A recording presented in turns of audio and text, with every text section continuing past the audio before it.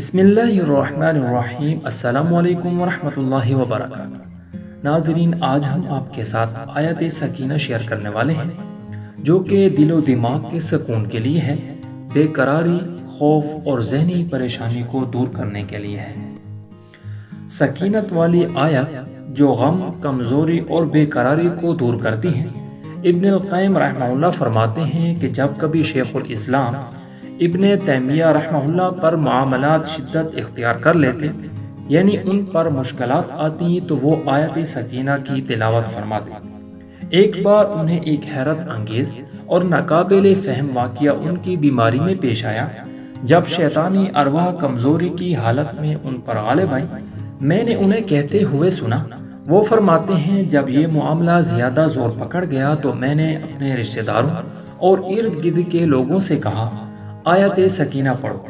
کہتے ہیں پھر میری یہ کیفیت ختم ہو گئی اور میں اٹھ کر بیٹھ گیا، یعنی میں ٹھیک ہو گیا اور مجھے کوئی بیماری باقی نہ رہی۔ اسی طرح میں نے بھی اضطراب قلب دور کرنے کے لیے ان آیت کی تلاوت کا تجربہ کیا اور حقیقتاً اس میں سکون اور اطمینان کے حوالے سے بڑی تاثیر پائی۔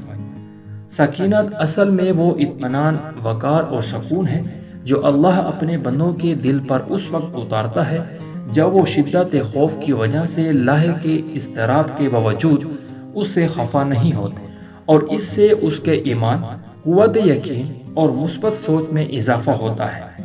آیت سکینہ یہ ہے وَقَالَ لَهُمْ نَبِيُّهُمْ إِنَّ آيَةَ مُلْكِهِ أَن يَأْتِيَكُمُ التَّابُوتُ فِيهِ سَكِينَةٌ مِّن رَّبِّكُمْ وَبَقِيَّةٌ مِّمَّا تَرَكَ آلُ مُوسَىٰ وَآلُ هَارُونَ تَحْمِلُهُ الْمَلَائِكَةُ إِنَّ فِي ذَلِكَ لَآيَةً لَّكُمْ إِن كُنتُم مُّؤْمِنِينَ۔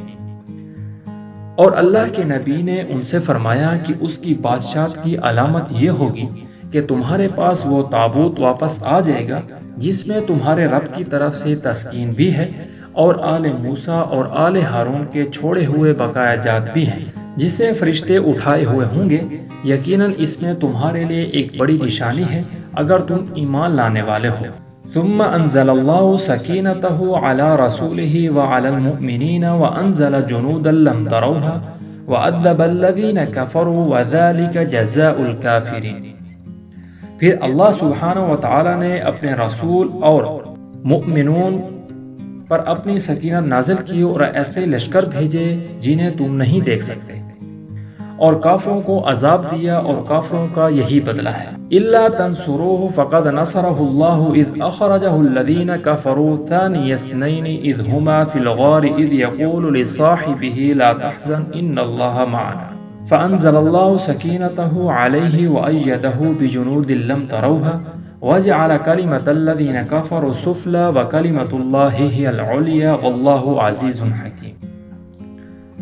اگر تم اس کی مدد نہیں کرو گے تو اللہ سبحانہ و تعالیٰ اس کی مدد اس وقت بھی کر چکے ہیں جب انہیں کافروں نے نکال دیا تھا، جب وہ ان دو میں سے ایک تھا۔ جب وہ دونوں غار میں تھے اس وقت وہ اپنے ساتھی سے کہہ رہا تھا غم نہ کرو، بے شک اللہ تعالیٰ ہمارے ساتھ ہے۔ تو اللہ نے اس پر اپنی سکینت اتار دی اور نظر نہ آنے والے لشکر کے ذریعے اس کی مدد فرمائی اور کافروں کی بات کو پست کر دکھایا، اور اللہ ہی کی بات بلند ہے اور اللہ بہت زبردست خوب حکمت والا ہے۔